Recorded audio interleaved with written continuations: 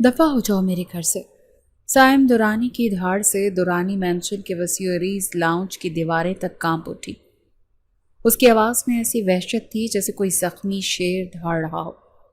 اس کی آنکھیں غصے کی شدت سے خون کی مانند سرخ ہو رہی تھیں اور چہرے کی رگیں تن گئی تھیں۔ اس کے سامنے سنگ مرمر کے ٹھنڈے فرش پر حوریں گری پڑی تھیں۔ اس کا بازو سائم کی آہنی گرفت کی وجہ سے سرخ ہو کر سوج رہا تھا۔ آنسو اس کے گالوں پر لکیریں بناتے ہوئے بہہ رہے تھے اور اس کا پورا وجود کسی سوکھے پتے کی طرح خوف سے کانپ رہا تھا۔ تمہاری ہمت کیسے ہوئی اپنے یار کو میرے گھر بلانے کی؟ تم جیسی بد کردار لڑکی کے لیے اس گھر میں، اس شہر میں بھی کوئی جگہ نہیں۔ اس نے نفرت سے تھوکتے ہوئے ہر لفظ پر زور دیا۔ خدا کے لیے میری بات تو سنو۔ حورین ٹوٹی ہوئی گھٹی گھٹی آواز میں التجا کرنے لگی۔ احمر میرا بھائی ہے، وہ بس اماں کی خیریت پوچھنے۔ خاموش! سائم نے اس کی بات کاٹ دی۔ میں تمہاری کوئی صفائی نہیں سننا چاہتا۔ وہ جھکا اور حورین کو بازو سے پکڑ کر ناقابل یقین بے دردی سے گھسیٹتا ہوا مرکزی دروازے کی طرف لے گیا۔ اگر ممی کو دیا ہوا وعدہ میرے پیروں کی زنجیر نہ ہوتا تو ابھی اسی وقت طلاق تمہارے منہ پر دے مارتا۔ اس نے دروازہ کھولا اور اسے باہر سرد اندھیری رات میں دھکا دے دیا۔ جاؤ اسی کے پاس جاؤ جس کے لیے تم مرتی ہو، اور آئندہ مجھے اپنی یہ منحوس شکل مت دکھانا۔ دروازہ ایک زوردار دھماکے سے اس کے منہ پر بند ہو گیا۔ اندر سائم دورانی غصے سے ہانپتا ہوا دیوار سے ٹیک لگا کر کھڑا ہو گیا۔ اسے اپنے کیے پر ذرا برابر بھی پچھتاوا نہیں تھا۔ اسے صرف نفرت محسوس ہو رہی تھی، شدید جلا دینے والی نفرت۔ لندن کی ایک سرد بارش بھری رات، سائم دورانی اپنے پینٹ ہاؤس اپارٹمنٹ کے فرش سے چھت تک پھیلی شیشے کی دیوار کے پاس کھڑا تھا۔ اس کے ہاتھ میں وسکی کا گلاس تھا، لیکن وہ کب سے ساکت کھڑا تھا جیسے وقت میں منجمد ہو گیا ہو۔ باہر شہر کی روشنیاں بارش کی بوندوں میں دھندلا رہی تھیں۔ اسے یہاں 1 سال بیت چکا تھا۔ وہ پاکستان سے، اپنے گھر سے، اپنے ماضی کی ہر یاد سے بھاگ کر یہاں آیا تھا، یہ سوچ کر کہ کام کی مصروفیت اور یہ نیا ماحول اسے وہ سب کچھ بھلا دے گا جسے وہ بھولنا چاہتا تھا، لیکن وہ بھول ہی نہیں پایا تھا۔ خاص طور پر پچھلے کئی مہینوں سے وہی ایک منظر، وہی ایک رات، ایک بھیانک خواب کی صورت میں اس کا تعاقب کر رہی تھی۔ آج بھی اسی خواب سے جاگا تھا۔ اس کی اپنی ہی دھاڑ، دفع ہو جاؤ، اس کے کانوں میں گونجی اور وہ ہڑ بڑا کر اٹھ بیٹھا۔ اس کا دل تیزی سے دھڑک رہا تھا اور پورا جسم پسینے میں شرابور تھا۔ اس نے کانپتے ہاتھوں سے سائڈ ٹیبل پر رکھا پانی کا گلاس اٹھایا اور ایک ہی سانس میں پی گیا، لیکن اس کے حلق کی خشکی کم نہ ہوئی۔ وہ بستر سے اٹھا اور کھڑکی کے پاس آ گیا۔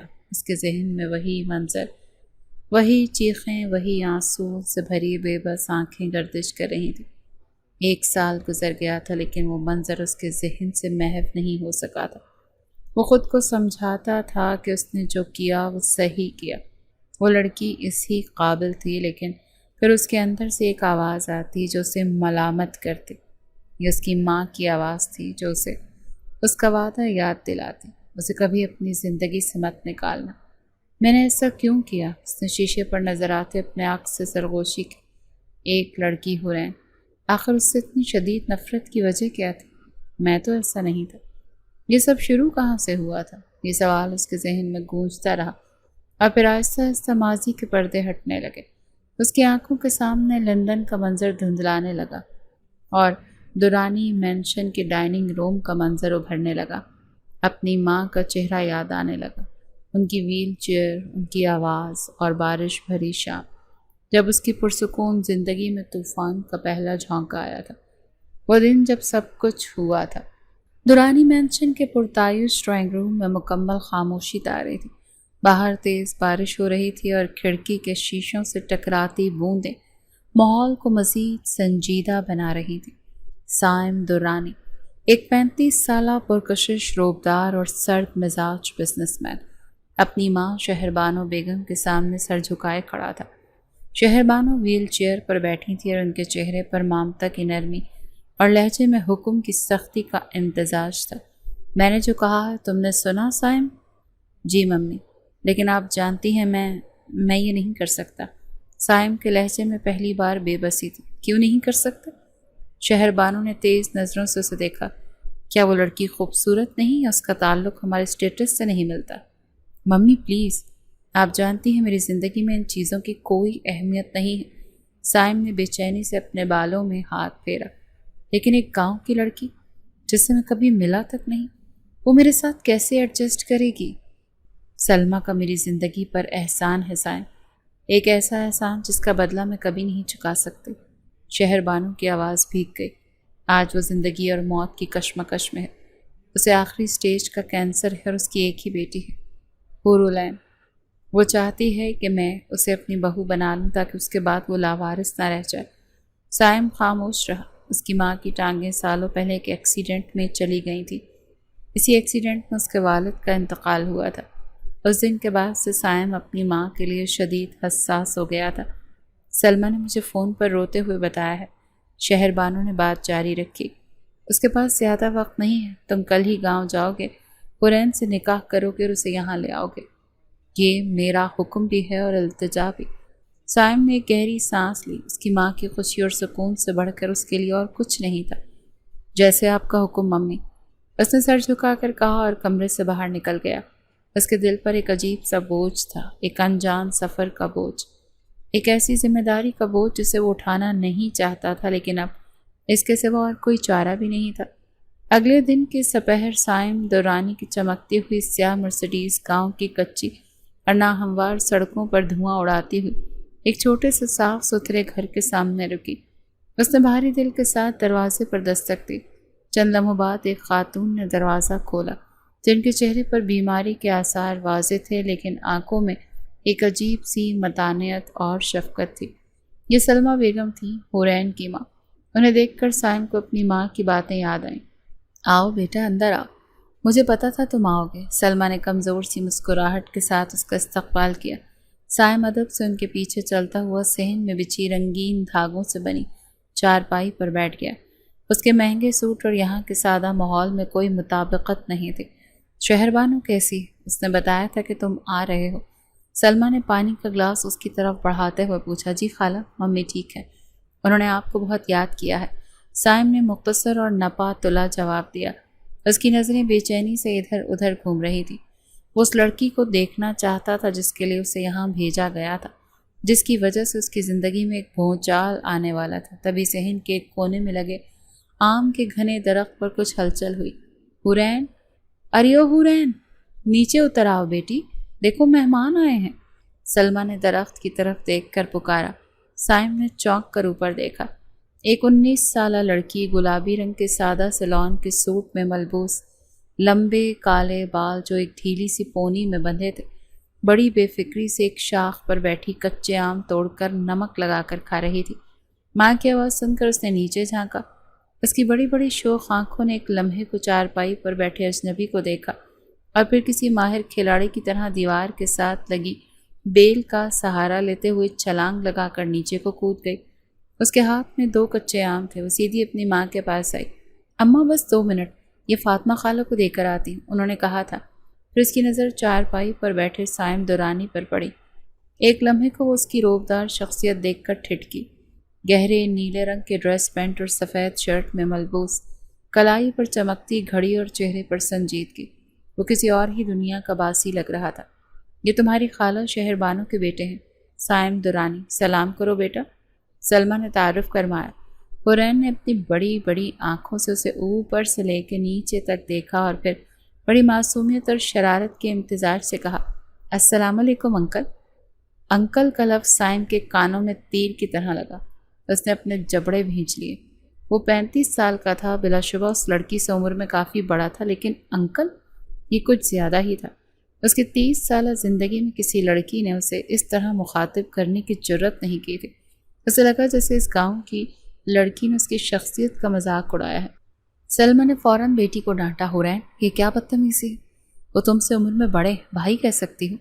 حورین نے اپنی ماں کی ڈانٹ سنی، انسنی کر دی۔ اور سائم درانی کے سنجیدہ چہرے کے سامنے ہی بے تکلفی سے قہقہ لگا کر ہنس پڑی۔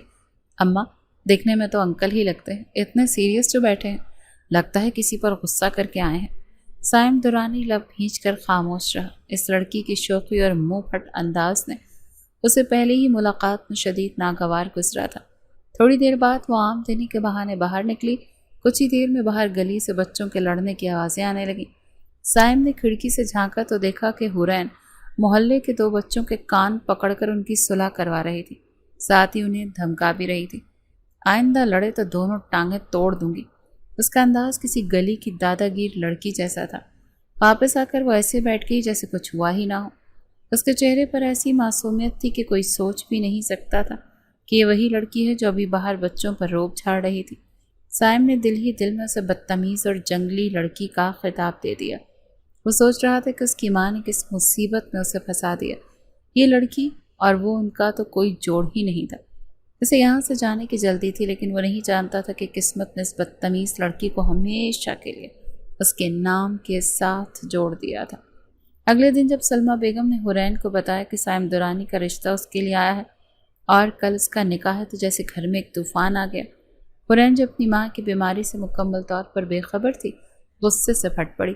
اس نے اپنی چوڑیاں اتار کر غصے سے چارپائی پر پھینکی۔ خبردار اماں، اپنے اس انکل نما بھانجے کا نام مجھ سے جوڑا۔ دولت مند ہوگا وہ اپنے گھر کا، مجھے اس سے شادی نہیں کرنی، وہ اونچی آواز میں چلا رہی تھی۔ اس کی آنکھوں سے آنسو اور لہجے میں بغاوت تھی۔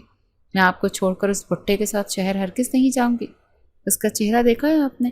ہر وقت غصے میں رہتا ہے، جیسے پوری دنیا کا قرض کھا کر بیٹھا ہو۔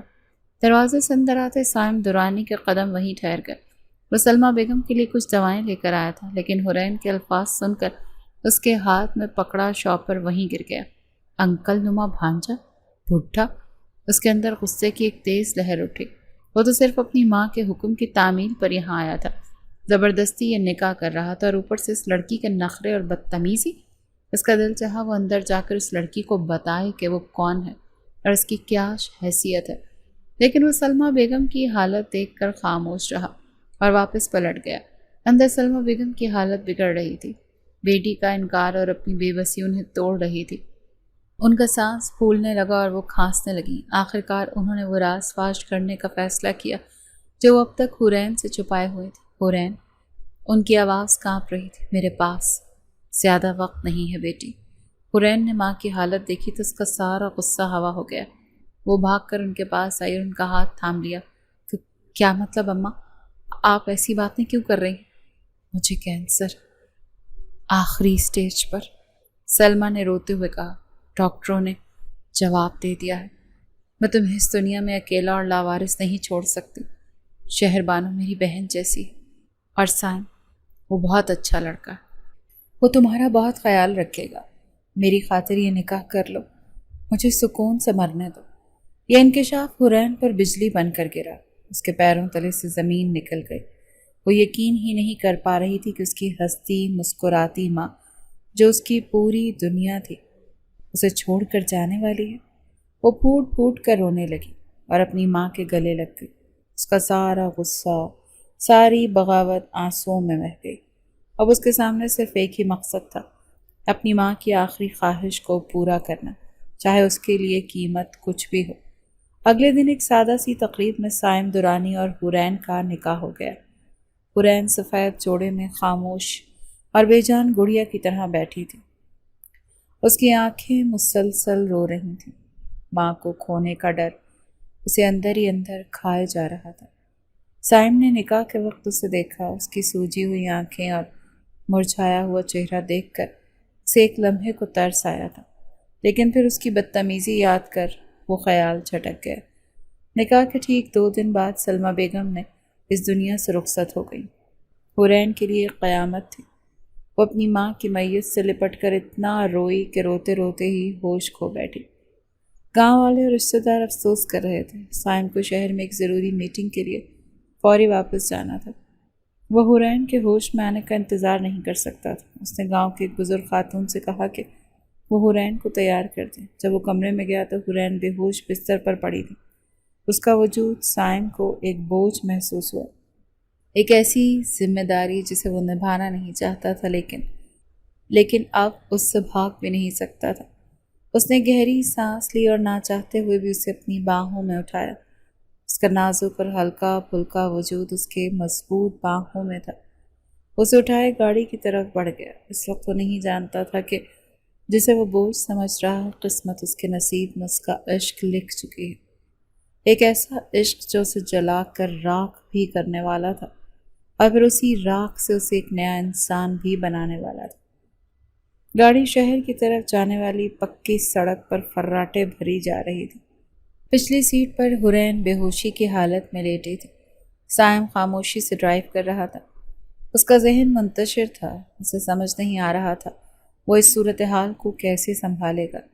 ایک 19 سال کی ضدی اور منہ پھٹ لڑکی جو اب قانونی طور پر اس کی بیوی تھی اور جسے وہ اپنے ساتھ زبردستی لے جا رہا تھا۔ تقریباً 1 گھنٹے کے سفر کے بعد حرین کو ہوش آیا تھا۔ اس نے دھیرے دھیرے آنکھیں کھولیں۔ پہلے تو اسے کچھ سمجھ نہ آیا کہ وہ کہاں ہے، لیکن جب اس نے گاڑی کی کھڑکی سے باہر تیزی سے گزرتے درختوں کو دیکھا اور پھر ڈرائیونگ سیٹ پر بیٹھے سائم درانی کی سخت پشت کو تو اس کا دماغ معاف ہو گیا۔ اسے یاد آیا کہ اس کی ماں تو مر چکی ہے، اس کا تو سب کچھ لٹ چکا ہے۔ گاڑی روکو، وہ ایک دم سے اٹھ کر بیٹھتے ہوئے چیخی۔ اس کی آواز میں خوف، غصہ اور بے بسی کا طوفان تھا۔ مجھے کہاں لے جا رہا ہے؟ مجھے واپس گاؤں جانا ہے، مجھے اپنی ماں کے پاس جانا ہے۔ سائم نے ریئر ویو مرر سے اس کی طرف دیکھا۔ اس کی آنکھیں رو رو کر سوجی ہوئی تھیں اور بال بکھرے ہوئے۔ خاموشی سے بیٹھی رہو، ہم گھر جا رہے ہیں۔ اس کے لہجے میں وہی سرد مہری تھی۔ کون سا گھر؟ میرا گھر تو گاؤں میں ہے، وہیں جہاں میری ماں کی قبر ہے، مجھے واپس لے کر چلو۔ رونے لگی۔ اس کی آواز میں اب التجا تھی۔ میں تمہیں اب وہاں واپس نہیں لے جا سکتا، تم میری بیوی ہو اور میرے ساتھ میرے گھر میں رہو گی۔ سائم نے تحمل سے سمجھانے کی کوشش کی، حالانکہ اس کا اپنا صبر بھی جواب دے رہا تھا۔ میں نہیں مانتی اس نکاح کو، یہ زبردستی ہوئی ہے، مجھے نیچے اتارو۔ وہ اب چلانے لگی، دروازہ کھولنے کی کوشش کرنے لگی۔ سائم نے گاڑی کی رفتار کم کی۔ اس کا صبر جواب دے رہا تھا، حرین پاگل مت کرو، لیکن وہ سننے کو تیار نہیں تھی۔ وہ مسلسل چیخ رہی تھی، تم بہت برے ہو، تم نے مجھے میری اماں سے چھین لیا، تم نے مجھے زبردستی یہاں سے اٹھایا، مجھے تم سے نفرت۔ اس کے الفاظ سائم کے ضبط کو توڑ گئے۔ اس نے غصے سے بریک لگائی اور گاڑی ایک جھٹکے سے سڑک کے کنارے رک گئی۔ وہ دھاڑا، لیکن حرین اس کے غصے سے بے پرواہ چلاتی رہی، مجھے طلاق دے دو، مجھے تمہارے ساتھ نہیں رہنا، میں تم جیسے پتھر دل انسان کے ساتھ ایک پل بھی نہیں رہ سکتی۔ طلاق کا لفظ سن کر سائم کے دماغ میں جیسے کچھ ٹوٹ گیا۔ اس نے ایک جھٹکے سے گاڑی روکی، بنا سوچے سمجھے اپنا ہاتھ اٹھایا اور ایک زوردار تھپڑ حرین کے ایک گال پر رسید کر دیا۔ چٹاخ! آواز گاڑی کی خاموشی میں گونجی۔ حرین کا چہرہ ایک طرف کو مڑ گیا، اس کی چیخیں ایک دم بند ہو گئیں۔ اس کی آنکھوں میں حیرت، خوف اور بے یقینی تھی۔ وہ کانپتے ہوئے ہاتھوں سے اپنا گال سہلانے لگی جہاں 5 انگلیوں کے نشان ابھر آئے۔ آنسو اس کی آنکھوں سے ٹپ ٹپ گرنے لگے۔ وہ خاموشی سے سہم کر سیٹ کے کونے سے لگ کر بیٹھ گئی۔ گاڑی پھر سے سٹارٹ ہو چکی تھی اور سائم کو ایک لمحے کو اپنی حرکت پر افسوس ہوا، لیکن پھر اس نے غصے سے اپنا سر جھٹکا اور دوبارہ گاڑی سٹارٹ کر دی۔ باقی کا راستہ مکمل خاموشی میں گزرا۔ گھر پہنچ کر وہ حرین کو سیدھا اپنی ماں کے کمرے میں لے گیا۔ شہر بانو بیگم ویل چیئر پر بیٹھی انہی کا انتظار کر رہی تھی۔ حرین کو اس حالت میں دیکھ کر وہ پریشان ہو گئی تھی۔ یہ کیا حالت ہے بچی کی؟ اور اس کے گال پر یہ نشان کیسا ہے؟ حرین اپنی خالہ کو دیکھتے ہی پھوٹ پھوٹ کر رونے لگی، ان کے گلے لگ گئی۔ خالہ، انہوں نے مجھے مارا، اس نے روتے ہوئے سسک کر بتایا۔ شہر بانو بیگم نے غصے سے اپنے بیٹے کی طرف دیکھا۔ سائم، تمہاری ہمت کیسے ہوئی اس پر ہاتھ اٹھانے کی؟ یہ بن ماں باپ کی بچی ہے، ہماری امانت ہے، اور تم نے اس کے ساتھ یہ سلوک کیا؟ ممی، آپ نہیں جانتی کہ اس نے رستے میں کیا کیا۔ سائم نے صفائی دینے کی کوشش کی۔ میں کچھ نہیں سننا چاہتی، شہر بانو نے سختی سے کہا۔ تم نے بہت غلط کیا، جاؤ یہاں سے۔ سائم لب بھینچ کر رہ گیا۔ جس لڑکی کو اپنی زندگی میں ایک مصیبت سمجھ کر لایا تھا، اس نے آتے ہی اس کی ماں کو اس کے خلاف کر دیا تھا۔ اس کے دل میں حرین کے لیے غصے اور چڑ کی ایک نئی لہر اٹھی۔ اسے احساس ہو رہا تھا کہ اس کا گھر کا سکون اب برباد ہونے والا ہے۔ درانی مینشن کی پرتعیش دیواریں حورین کے لیے ایک سونے کا پنجرہ بن گئی۔ شہربانو بیگم اس پر محبت نچھاور کر رہی تھی، اس کا ہر طرح سے خیال رکھ رہی تھی، لیکن حورین کا دل گاؤں کے اس کچے گھر میں اٹکا ہوا تھا جہاں اس کی ماں کی یادیں بکھری پڑی تھیں۔ وہ گھنٹوں اپنی ماں کی پرانی شال کو سینے سے لگائے روتی رہی۔ وہ ہر وقت ایک ہی رٹ لگائے رہتی، خالہ مجھے گاؤں جانا ہے، مجھے اماں کی قبر پر جانا ہے۔ شہر بانو اسے پیار سے سمجھاتی کہ بیٹا اب یہی تمہارا گھر ہے، سائم تمہارا شوہر، تمہیں یہاں رہنا سیکھنا ہوگا۔ اسے بہلانے کے لیے شاپنگ پر لے جانے کی کوشش کرتی، اسے نئے نئے کپڑے اور زیورات دلاتی، لیکن حورین کسی چیز میں دلچسپی نہ لیتی۔ وہ گھنٹوں کمرے کی کھڑکی میں بیٹھی خلاؤں میں گھورتی رہتی یا پھر چپکے چپکے روتی رہتی۔ اس کی اس حالت نے شہربانو بیگم کو سخت پریشان کر رکھا تھا۔ وہ خود بھی بیمار رہتی تھی اور حورین کی ضد نے ان کی فکر مزید بڑھا دی تھی۔ سائم اپنی ماں کو اس بالش بھر کی چھوکری کے لیے ہلکان ہوتا دیکھ کر سخت دل ملاتا رہتا۔ اسے لگتا تھا حورین جان بوجھ کر اس کی ماں کو پریشان کر رہی ہے تاکہ اپنی بات منوا سکے۔ وہ ماں کی ناراضگی کے ڈر سے خاموش رہنے پر مجبور تھا، ورنہ اس کے نزدیک اس لڑکی کا دماغ منٹوں میں درست کرنا کوئی مشکل کام نہیں تھا۔ اس کی ماں ہر وقت اس کے سامنے حورین کے ہی قصیدے پڑھتی رہتی تھی۔ بیچاری بن ماں باپ کی بچی ہے، نہ سمجھ، اس کا بہت خیال رکھنا، اسے وقت دو، وہ سب سمجھ جائے گی۔ یہ باتیں سن کر سائم کا موڈ مزید خراب ہو جاتا۔ وہ صبح آفس جاتا اور دیر رات تک واپس آتا تاکہ اسے حورین کا سامنا کرنا ہی نہ پڑے۔ اس کے نزدیک حورین ایک ایسی مصیبت تھی جو اس کے پرسکون زندگی میں زہر گھولنے آئی تھی۔ ایک رات جب وہ آفس سے واپس آیا تو ڈائننگ ٹیبل پر شہربانو اور حورین رات کے کھانے کے لیے بیٹھی تھی۔ وہ خاموشی سے آ کر اپنی کرسی پر بیٹھ گیا۔ سائم بیٹا آ جاؤ، میں نے تمہاری پسند کا کھانا بنوایا ہے، شہربانو نے مسکرا کر کہا۔ حورین نے ایک نظر سائم کو دیکھا اور پھر منہ پھیر لیا۔ اس کی آنکھوں میں واضح ناپسندیدگی تھی۔ وہ دھم سے کرسی پر بیٹھی اور جلدی سے اپنے سامنے رکھی پلیٹ اٹھانے لگی۔ جلدی میں پلیٹ اس کے ہاتھ سے پھسلی اور ٹھا کی آواز کے ساتھ قیمتی ماربل کے فرش پر گر کر کرچی کرچی ہو گئی۔ سالن میز پوش اور فرش پر پھیل گیا۔ سائم جو پہلے ہی دن بھر کے کام سے تھکا ہوا اور چڑچڑا تھا، یہ منظر دیکھ کر بھڑک گیا۔ تمہیں بیٹھنے اور کھانے کی تمیز بھی نہیں ہے؟ اس کا لہجہ برف کی طرح سرد اور زہریلا تھا۔ جنگلیوں کی طرح رہتی ہوں، نہ بات کرنے کا سلیقہ، نہ اٹھنے بیٹھنے کا، پتہ نہیں کس ماحول سے اٹھ کر آ گئی ہوں۔ اس کے الفاظ تیر کی طرح حورین کے دل میں لگے۔ اس کی آنکھوں میں فوراً آنسو آ گئے۔ وہ پہلے ہی اپنی ماں کے غم میں ٹوٹی ہوئی تھی اور سائم کے یہ الفاظ نمک کا کام کر گئے۔ شہربانو نے فوراً سائم کو ٹوکا، سائم بس کرو، بچی غلطی ہو گئی۔ لیکن حورین مزید ایک لمحہ وہاں نہ رکی۔ وہ آنسو بہاتی کرسی سے اٹھی اور تیزی سے اپنے کمرے کی طرف بھاگ گئی۔ دیکھا تم نے، اب خوش ہو؟ شہربانو نے غصے سے کہا۔ اس معصوم کا دل دکھا کر تمہیں کیا ملا ممی؟ وہ معصوم نہیں، وہ جان بوجھ کر یہ سب کرتی ہے تاکہ آپ پریشان۔ سائم نے اپنی صفائی میں کہا۔ بس کر دو سائم، میں تم سے سخت ناراض ہوں۔ شہربانو نے کھانا چھوڑا اور اپنی ویل چیئر کو موڑ کر اپنے کمرے کی طرف بڑھ گئی۔ سائم تنہا اس وسیع ڈائننگ ہال میں بیٹھا رہ گیا۔ گھر کا سکون برباد ہو چکا تھا اور اس کی وجہ صرف ایک لڑکی تھی، حورین۔ اس کے دل میں حورین کے لیے نفرت کی آگ مزید بڑھ گئی۔ شہربانو بیگم نے بیٹے سے سخت ناراضگی اختیار کر لی تھی۔ انہوں نے اس سے بات چیت مکمل طور پر بند کر دی تھی۔ سائم کے لیے اپنی ماں کی یہ خاموشی اور ناراضگی ناقابل برداشت تھی۔ وہ جہاں ماں کی وجہ سے پریشان تھا، وہاں حورین کے لیے اس کا غصہ آسمان کو چھو رہا تھا۔ اسے لگتا تھا اس لڑکی نے اس کے اور اس کی ماں کے درمیان ایک دیوار کھڑی کر دی۔ 2 دن تک وہ ماں کو منانے کی کوشش کرتا رہا اور آخرکار بڑی مشکل سے وہ مانی، لیکن ساتھ ہی ایک شرط رکھتی، تم حورین سے اس دن کے رویے کی معافی مانگو گے اور اسے اپنے ساتھ باہر گھمانے اور شاپنگ کروانے لے جاؤ گے۔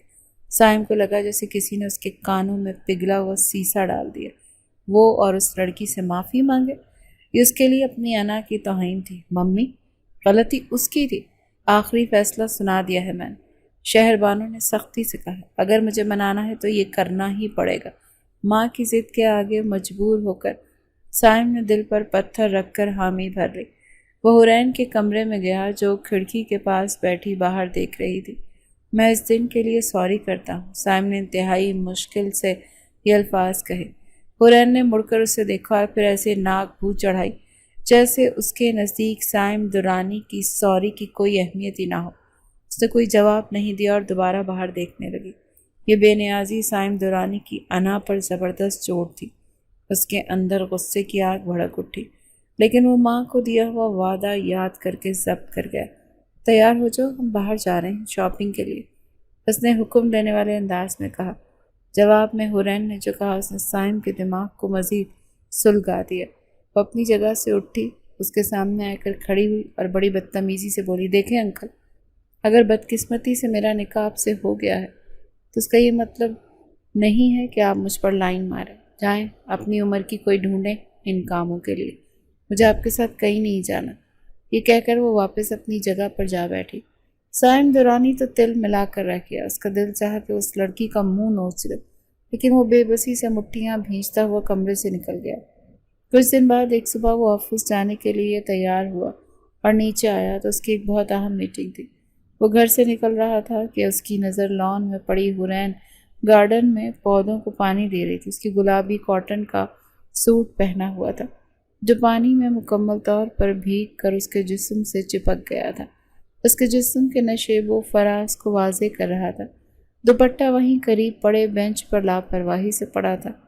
وہ اپنے حلیے سے بالکل بے پرواہ مسکراتی ہوئی پھولوں سے باتیں کر رہی تھی۔ سائم درانی کے ماتھے پر ناگواری کی شکنیں ابھر آئیں۔ یہ لڑکی اس کے نکاح میں تھی اور سامنے گیٹ پر چوکیدار بیٹھا تھا اور یہ اس حلیے میں کھڑی تھی۔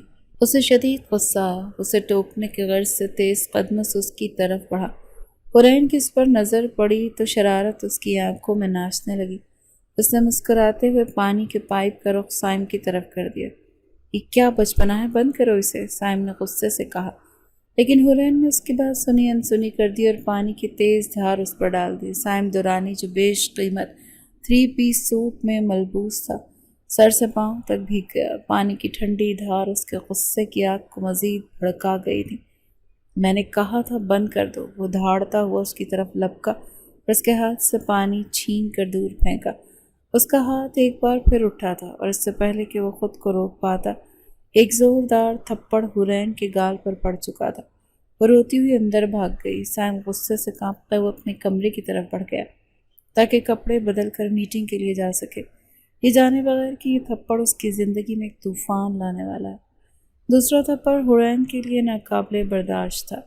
غصے، ذلت اور بے بسی کے احساس کے تحت اس نے ایک انتہائی قدم اٹھایا۔ وہ چپکے سے گھر کے پچھلے دروازے سے نکل گئی، یہ سوچے بغیر کہ وہ ایک انجان شہر میں کہاں جائے گی۔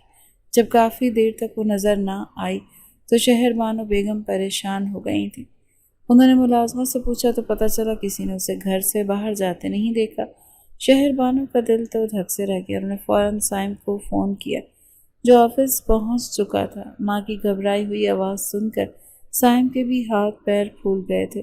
اس نے غصے میں حرین کو مارا تو تھا، لیکن یہ نہیں سوچا تھا کہ وہ گھر چھوڑ کر ہی چلی جائے گی۔ اس نے فوراً اپنے ملازموں اور گارڈز کو اسے تلاش کرنے کا حکم دیا۔ مشکل سے تمام شام کے قریب وہ گھر کے قریبی پارک میں ایک بینچ پر بیٹھی رو رہی تھی۔ ملازم اسے واپس گھر لائے۔ جب سائم شام کو آفس سے واپس آیا تو شہر بانو نے اسے اپنے کمرے میں بلایا۔ وہ شدید غصے میں تھی۔ آج تمہاری وجہ سے اس بچی نے گھر چھوڑ دیا، اگر اسے کچھ ہو جاتا تو انہوں نے سخت لہجے میں سرزنش کی۔ ممی، آپ کو اس کی حرکت کا اندازہ ہے؟ اس نے جان بوجھ کر مجھے بھگو دیا جب وہ جانتی تھی کہ میں اہم میٹنگ۔ سائم نے صفائی دینے کی کوشش کی۔ میں کچھ نہیں سننا چاہتی، شہر بانو بیگم چیخی، تم نے اس پر ہاتھ اٹھایا، یہ ناقابل معافی۔ ماں اور بیٹے کے بیچ حرین کی وجہ سے تناؤ اتنا بڑھ گیا کہ ان کی بول چال ایک بار پھر بند ہو گئی۔ شہر بانو اس واقعے کا اتنا سٹریس لیا کہ اگلے دن ان کی طبیعت بگڑ گئی اور انہیں اسپتال میں داخل کروانا پڑا۔ یہ سائم کے لیے قیامت تھی۔ اپنی ماں کو اسپتال کے بستر پر دیکھ کر اس کا دل جیسے کسی نے مٹھی میں لے لیا ہو۔ ڈاکٹروں نے بتایا کہ ہائی بلڈ پریشر کی وجہ سے ان کی حالت تشویشناک ہے۔ شدید غصے میں گھر واپس آیا اور سیدھا حورین کے کمرے میں گیا۔ وہ جلدی سے گھر واپس آیا اور سیدھا حورین کے کمرے میں گیا اور غصے میں بولا، اگر میری ماں کو کچھ ہوا تو پھر تمہاری خیر نہیں۔ اس نے حورین کو باہوں کو سختی سے پکڑ کر جھنجھوڑتے ہوئے کہا، اس کی آنکھوں میں وحشت تھی، تم ایک مصیبت، ایک عذاب ہو جو میری زندگی میں آ گیا۔ یہ کہہ کر اس نے حورین کو وہیں چھوڑا، ملازموں کو اس پر نظر رکھنے سخت تاکید کی اور واپس چلا گیا۔ 2 دن بعد شہربانو بیگم کی طبیعت سنبھل گئی، سائم انہیں گھر لے آیا۔ حورین شرمندہ سی تھی، اسے احساس ہو گیا تھا کہ اس کی وجہ سے شہربانو بیگم کی یہ حالت ہوئی ہے۔ اس نے ڈرتے ڈرتے ان سے معافی مانگی۔ حورین کے کہنے پر ہی شہربانو نے سائم کو معاف کیا۔ ماں بیٹے میں صلح تو ہو گئی، لیکن سائم کا دل حورین کی طرف سے سخت متنفر اور نفرت سے بھر چکا تھا۔ وہ محض ماں کی وجہ سے اسے برداشت کر رہا تھا۔ ایک دن شہربانو بیگم نے سائم کو اپنے پاس بلایا۔ ان کا چہرہ بجھا ہوا تھا اور آواز کمزور۔ سائم، مجھے تم سے ایک ضروری بات کرنی ہے۔ انہوں نے سائم کا ہاتھ اپنے ہاتھ میں لیتے ہوئے کہا، میری زندگی کا کوئی بھروسہ نہیں، ممی پلیز ایسی باتیں نہ کریں۔ سائم نے تڑپ کر کہا، نہیں بیٹا، یہ سچ ہے، میں تمہیں اپنی زندگی کا ایک راز بتانا چاہتی ہوں۔ اور پھر انہوں نے سائم کو وہ کہانی سنائی جو آج تک ایک راز تھی۔ 37 سال پہلے میری سوتیلی ماں مجھے ایک بوڑھے کے ہاتھوں بیچ رہی تھی۔ میں بے بس تھی، تب تمہاری خالہ سلمہ جو مجھ سے چھوٹی تھی اس نے میری مدد کی۔ اس نے اپنی ایک سہیلی کے بھائی جو شہر میں پڑھتا تھا، جو تمہارے والد تھے، اس سے میرا نکاح کروا کر مجھے چپکے سے شہر بھجوا دیا۔ اگر اس دن سلمہ میری مدد نہ کرتی تو میری زندگی جہنم بن جاتی۔ یہ سن کر سائم حیران رہ گیا۔ میں سلمہ کا احسان کبھی نہیں بھول سکتی۔ حورین اسی کی بیٹی، میری امانت۔ شہربانو کی آنکھوں میں آنسو تھے۔ میرے بعد اس کا خیال رکھنا، اس سے محبت سے پیش آنا۔ انہوں نے سائم کا ہاتھ اپنے سر پر رکھ کر وعدہ لیا، وعدہ کرو تم اسے کبھی اپنی زندگی سے نہیں نکالو گے۔ سائم نے بھاری دل سے وعدہ کر لیا، میں چاہتی ہوں تم لوگوں کی باقاعدہ رخصتی ہو جائے۔ میں اپنی آنکھوں کے سامنے اپنی بہو کو تمہارے ساتھ گھر بساتے ہوئے دیکھنا چاہتی ہوں۔ سائم نے دل پر پتھر رکھ کر ہاں کر دی، لیکن یہی بات حورین سے کی گئی تو اس نے صاف انکار کر دیا کہ میں یہ رخصتی نہیں چاہتی۔ حورین کا انکار سائم درانی کی انا پر چوٹ تھی۔ ایک لڑکی جسے وہ 2 کوڑی کی سمجھتا تھا بار بار اسے ٹھکرا رہی تھی۔ اس نے بڑی مشکل سے اپنے اشتعال کو دبایا، لیکن اس کی آنکھوں میں حورین کے لیے نفرت کی آگ مزید گہری ہو گئی۔ حورین کے انکار کے بعد شہربانو بیگم بہت مایوس ہوئی، مگر انہوں نے اسے مجبور نہیں کیا۔ وہ خاموش ہو گئیں۔ گھر پر ایک عجیب سی اداسی چھا گئی اور کچھ دنوں کے بعد ایک رات اچانک شہربانو بیگم کا انتقال ہو گیا۔ نیند میں ہی ان کی روح پرواز کر گئی۔ سائم درانی کے لیے ایک ناقابل تلافی صدمہ تھا۔ اس کی دنیا اندھیر ہو گئی تھی۔ وہ اپنی ماں کے بغیر زندگی کا تصور بھی نہیں کر سکتا تھا۔ وہ گھنٹوں ان کے خالی کمرے میں بیٹھا رہتا، ان کی چیزوں کو دیکھتا اور خاموشی سے آنسو بہاتا۔ ابھی شہربانو کی موت کو 10 دن ہی گزرے تھے کہ سائم اپنے صدمے سے باہر نہیں آیا۔ وہ اپنے کمرے میں اندھیرا کیے بیٹھا تھا جب دروازے پر دستک ہوئی۔ اس نے بے دلی سے آ جاؤ کہا۔ حورین کمرے میں داخل ہوئی۔ اس کے چہرے پر کوئی تاثر نہیں تھا۔ مجھے تم سے کچھ بات کرنی۔ سائم نے بنا اس کی طرف دیکھے سرد لہجے میں پوچھا، کیا بات؟ مجھے واپس گاؤں جانا ہے، حورین نے 2 ٹوک انداز میں کہا، اس لیے مجھے طلاق چاہیے۔ طلاق کا لفظ ایک بم کی طرح سائم کے منتشر ذہن پر گرا۔ وہ جو پہلے ہی اپنی ماں کے غم میں ڈوبا ہوا تھا، حورین کی پچھلی گستاخیوں اور رخصتیوں سے انکار پر شدید غصہ دبائے بیٹھا تھا۔ اس کے طلاق کے مطالبے پر وہ مزید مشتعل ہو گیا۔ وہ اپنی جگہ سے ایک جھٹکے سے اٹھا، اس کی آنکھوں میں ایک وحشیانہ چمک ابھری۔ وہ تیز قدموں سے دروازے کی طرف بڑھا اور اسے اندر سے لاک کر دیا۔ حورین اس کا یہ روپ دیکھ کر اسے ایک لمحے کو ڈر گئی۔ یہ کیا کر رہے ہیں؟ دروازہ کھولو۔ سائم اس کی طرف پلٹا، اس کی آنکھوں میں خون اتر آیا تھا۔ وہ چلتا ہوا اس کے قریب آیا اور اسے بازو سے سختی سے پکڑ کر جھنجھوڑا۔ پہلے رخصتی سے انکار، اب میری ماں کی موت کے فوراً بعد تمہیں مجھ سے طلاق چاہیے۔ اس کی آواز کسی زخمی شیر کی طرح دھاڑ کی طرح تھی۔ تمہیں کیا لگتا ہے میں تمہارے جیسی 2 ٹکے کی لڑکی کے لیے مر رہا ہوں؟ اسے دھکا دیتا ہوا بیڈ پر گرا کر اس کے اوپر جھکا اور شدید خون خوار نگاہوں سے اسے دیکھتے ہوئے کہا، میں تمہارے جیسی معمولی لڑکی پر تھوکتا بھی نہیں، لیکن تم نے جو گستاخیاں کی ہیں، میری ماں کو پریشان کیا ہے، میری انا کو ٹھیس پہنچائی، اور اب جو طلاق مانگنے کی جرت کی، اس کا جواب تو میں تمہیں ضرور دوں گا۔ سائم درانی پر غصہ اور جنون سوار ہو چکا تھا۔ اس نے اگلا پچھلا سارا غصہ، اپنی ماں کو کھونے کا غم، اپنی بے بسی، سب کچھ اس کمزور وجود پر نکالنے کا فیصلہ کیا۔ اس نے وحشیانہ انداز میں حورین کو اپنی قربت کا نشانہ بنایا۔ وہ چیختی رہی، مزاحمت کرتی رہی، لیکن اس کی مضبوط گرفت کے آگے اس کی ایک نہ چلی۔ وہ خود کو بچانے میں ناکام رہی۔ اگلی صبح جب سائم اٹھا تو حورین بیٹھ کے کونے میں گھٹنے میں سر دیے بے آواز رو رہی تھی۔ سائم نے ایک نفرت بھری نگاہ اس پر ڈالی، کپڑے بدلے اور بغیر کچھ کہے آفس چلا گیا۔ اس کے جانے کے بعد حورین نے ٹوٹی ہوئی ہمت مجتمع کی۔ اس نے اپنا چھوٹا سا بیگ پیک کیا اور چپکے سے گھر چھوڑ کر گاؤں جانے والی بس میں بیٹھ گئی۔ شام کو جب سائم گھر واپس آیا اور اسے گھر میں نہ پایا تو ملازمہ نے ڈرتے ڈرتے بتایا کہ وہ صبح چلی گئی تھی۔ سائم کو لگا جیسے اس کے سر پر کسی نے ہتھوڑا مار دیا۔ اس لڑکی کی ہمت، اس کی مرضی کے بغیر اس کے گھر سے بھاگ گئی۔ وہ غصے سے پاگل ہو گیا۔ اسی وقت گاڑی نکالی اور گاؤں کی طرف روانہ ہو گیا۔ رات کے پچھلے پہر جب وہ گاؤں میں اس کے گھر پہنچا تو دروازہ کھلا تھا۔ وہ اندر داخل ہوا تو صحن میں ایک مدھم سا بلب جل رہا تھا۔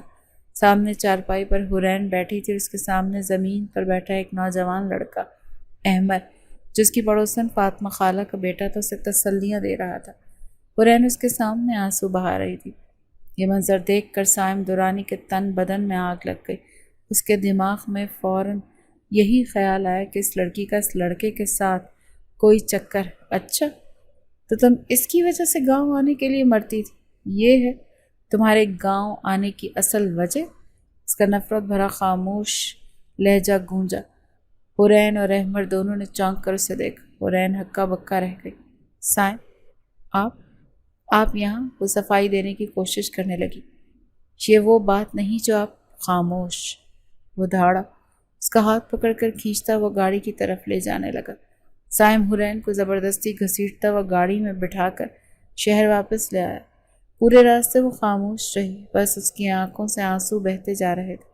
گھر پہنچ کر وہ اسے سیدھا اپنے کمرے میں لاتا اور درست لہجے میں کہتا ہے کہ کب سے تعلق چل رہا ہے تمہارا اس سے؟ حورین روتے ہوئے نفی میں انکار کرتی ہے، مگر وہ یقین نہیں کرتا۔ تنگ آ کر وہ کہتی ہے اگر میرے کردار پر شک ہے تو پھر طلاق دے دے مجھے۔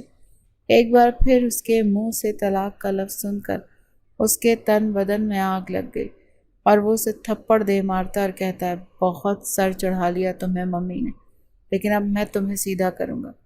اس دن کے بعد سے حورین کی زندگی جہنم بن گئی۔ سائم نے گھر کی ساری ذمہ داری اس پر ڈال دی۔ اس نے پرانی ملازمہ کو حکم دیا اسے گھر کا سارا کام سکھاؤ، جھاڑو پوچھا برتن کپڑے سب کچھ، اور روز مجھے رپورٹ کرو۔ حورین چپ چاپ سب کچھ سہتی رہی۔ اگر کسی کام میں ذرا سی بھی غلطی ہو جاتی تو سائم اسے اپنی قربت کی سزا دیتا۔ وہ اس کی تمام بدتمیزیوں، گستاخیوں اور اپنی ماں کی نظروں میں اس کا امیج خراب کرنے کا بدلہ لے رہا تھا۔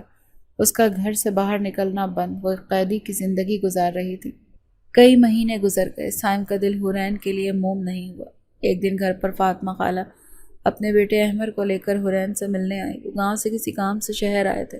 حورین کا حال پوچھنے چلی گئی۔ سائم اتفاق سے اس دن گھر پر ہی تھا۔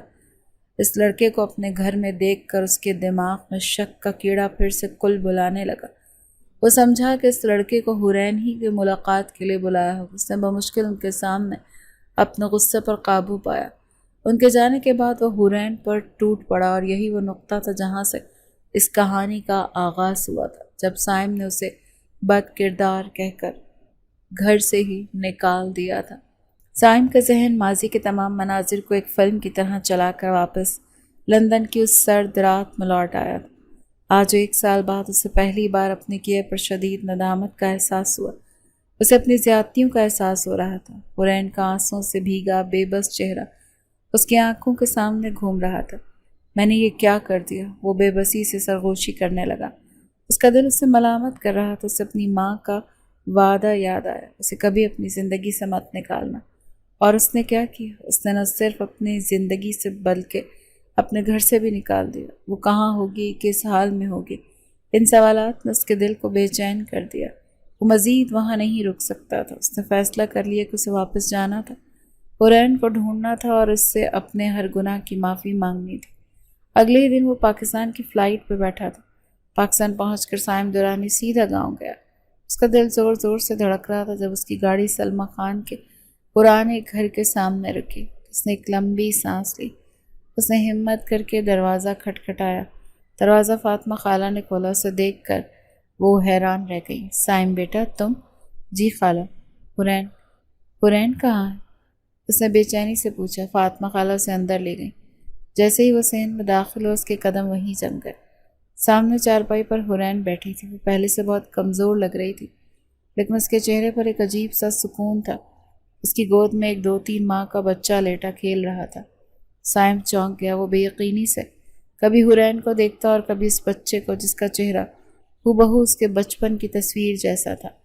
حورین نے اسے دیکھا تو اس کی آنکھوں میں بے یقینی کی لہر دوڑ گئی۔ یہ میرا بچہ ہے کیا؟ سائم نے کانپتی آواز میں پوچھا۔ حورین نے خاموشی سے اس بات میں سر ہلا دیا۔ سائم آہستہ آہستہ آگے بڑھا اور اس کے سامنے زمین پر بیٹھ گیا۔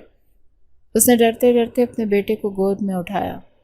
بچے کے لمس نے اس کے وجود میں ایک عجیب سی سنسنی دوڑا دی۔ اس کی آنکھوں سے بے اختیار آنسو بہنے لگے۔ وہ اپنے بیٹے کو سینے سے لگائے پھوٹ پھوٹ کر رو پڑا۔ اس کا سارا غصہ، ساری نفرت، سارا پچھتاوا آنسوؤں میں بہہ گیا۔ کچھ لمحوں بعد جب وہ سنبھلا تو وہ حورین کے سامنے ہاتھ جوڑے بیٹھا تھا۔ حوری، مجھے معاف کر دو۔ میں نے تم پر بہت ظلم کیا، مجھے معاف کر دو۔ حورین نے جو بالکل بدل چکی تھی، کوئی ناراضگیاں، غصہ نہیں دکھایا۔ اس کی آنکھوں میں آنسو تھے لیکن لہجے میں سکون۔ میں نے آپ کو معاف کر دیا۔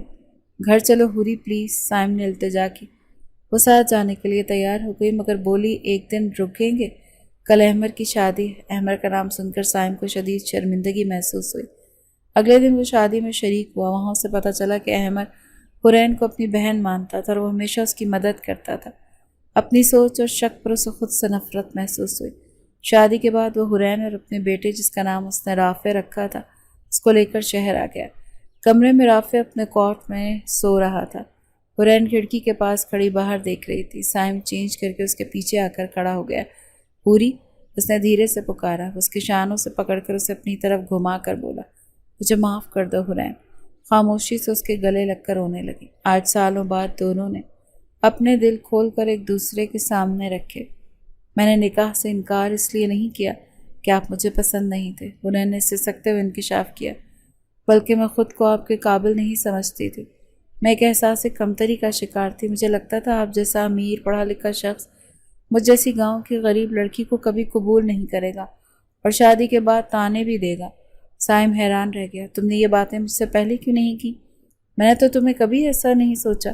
میری تو انا کو ٹھیس پہنچی یہ سوچ کر کہ مجھ جیسے شخص کو تم ٹھکرا رہی ہو جسے لڑکیاں خود ٹھکراتی آئی ہیں۔ دونوں کی آنکھوں میں اپنی اپنی غلطیوں اور غلط فہمیوں پر پچھتاوے کے آنسو تھے۔ وقت گزرتا گیا اور کچھ سالوں بعد کی زندگی پہلے سے کئی گنا زیادہ خوبصورت ہو گئی۔ اسپتال کا کمرہ پھولوں سے سجا تھا اور حورین بیڈ پر لیٹی مسکرا رہی تھی۔ سائم رافع کو گود میں اٹھائے اندر داخل ہوا۔ اس نے رافع کو حورین کے پاس بٹھایا، اس کے ماتھے پر بوسہ دیا اور بولا، تھینکس اتنا پیارا تحفہ دینے کے لیے۔ پھر اس نے پاس ہی کوٹ میں لیٹی اپنی ننھی سی بیٹی کو اٹھا کر پیار کیا۔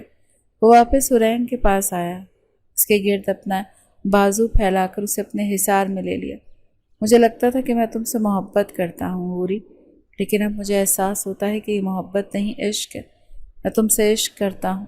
حورین نے نم آنکھوں کے ساتھ مسکراتے ہوئے اپنا سر اس کے سینے پہ رکھ دیا۔ ان کا نصیب جڑ چکا تھا اور اب ان کی زندگی میں صرف عشق کی حکمرانی تھی۔